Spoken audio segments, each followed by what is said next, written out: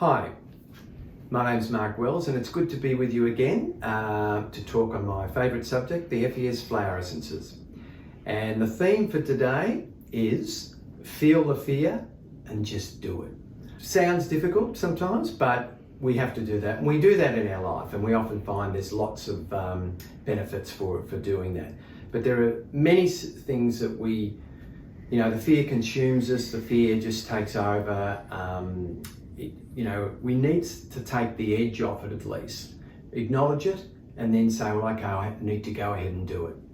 And success comes from that. So we're going to look at some flower essences that are going to help in terms of if there's aspects of your life or wishes in your life where that's a serious thing. There is a lot of fear and apprehension around.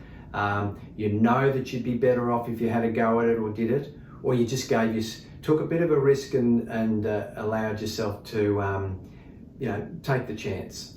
A lot will come from it. So let's look at some of the remedies that might help there. Angelica is one of those ones it is all about not feeling alone. What happens sometimes when we think, oh, we want to do this, but oh my God, if we go out on a limb, if we try that, we're going to be by ourselves out there. Is anyone going to support us? Is anyone going to, or are they all going to be, alienate us, or are we going to alienate ourselves? And often, maybe just standing up for yourself, it may be just suggesting something, it may be standing up for a principle, etc. But sometimes there is that fear that if we go out on a limb, we won't have that support, we'll be by ourselves. And Angelica is it's just one of those self-assuring remedies. And, you could get very esoteric here and sort of get Angelica, it's about your guardian angel, your guide, etc. But for most people, it just allows you to feel a bit more comfortable and feel I'm not alone here. And to just, make that move, even if it is outside your comfort zone. So Angelica can be really useful there. Another flower essence to consider is fawn lily. Now, fawn lily can be for highly sensitive people, but it can be for anyone when they're trying to get that balance between, your retreat times, when you go back to, your little retreat, your little haven, or where you need to go out, socialise, perhaps promote yourself in business, any of those type of things. It's about getting that right balance. Now, fawn lily would be inclined more to sort of do the retreat. I don't want to go out there. I don't want to go and socialise there. I don't necessarily want to go out and promote something. But fawn lily will help you just feel a bit more comfortable about going about that. It'll take the edge off the fear and the butterflies in the stomach, all of that sort of stuff. It just helps settle that down. So you can get that balance right, but allow yourself to, okay, I'm feeling a bit nervous, a bit of social anxiety, etc. But I need to do this. I need to do this for myself. I need to do this for my work or whatever it is.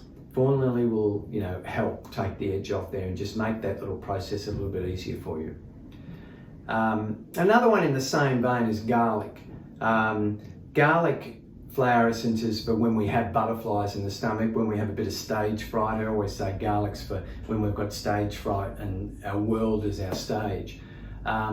It's just for those times when we're feeling a little bit apprehensive, just about going about your normal life, out there, going to work, venturing out in the public and things like that. But some people can just feel a little bit nervous or go through phases when they are. And garlic's just going to help you feel more at ease, particularly if there's something coming up that you need to do. You are feeling the fear, you are feeling apprehensive. Garlic can take the edge off. It's a very, very good one for anticipatory anxiety, as we call it. And again, allowing you to do it. Yes, there's a bit of fear, there's apprehension, there's a bit of dread sometimes, but I need to do it. I'll just take my garlic for a little period of time. It's just going to make that process a little bit easier and so I can perform at my best. Another one, mountain pride. Mountain pride, from a different perspective, is about you standing up for your principles, who you are, saying, speaking up when you need to, and feeling strong enough to do that. Okay, it's scary, but I need to. I'm even talking louder now when I'm talking about it. But mountain pride is about that, just having the courage to step up and say, look, enough's enough, or I'm putting forward your principle, your perspective, which is very important, and it needs to be said. And that can be scary because there may well be some comeback around you from people, from the public, whatever. But mountain pride's going to help you stick to what is right for you. Stick to your values and stick to your principles and maintain that, and ultimately feel good because of that and live your truth. So that can be really helpful when you need to sort of stand up for yourself, and there is that sort of fear that's associated with it. I want to look at two other flower essences, the monkey flowers, the pink monkey flower and the purple monkey flower. And now the pink monkey flower, well, let's say the monkey flowers are generally about fear. Pink, it's about the heart. So it's about the fear of really disclosing how you feel, particularly to people close, but also around you, work, colleagues or whatever. It allows you to overcome that fear of disclosure. Almost, people may have been ashamed, or shamed in their life before. So they've closed up a bit. They don't want to feel that again.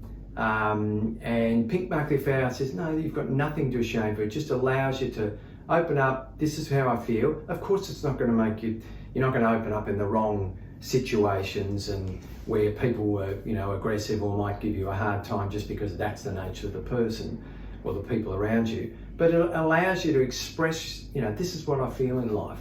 And this is how I feel about this. And in doing so, you get a much better sense, because you've talked it, because you've actually expressed it, of what you do want. A lot of the time is, what do I desire in life? What do I really want? I mean, the amount of times I hear that in my practice with people, because it affects your quality of life so much. I don't know what I really want. I'm doing this, but I don't know.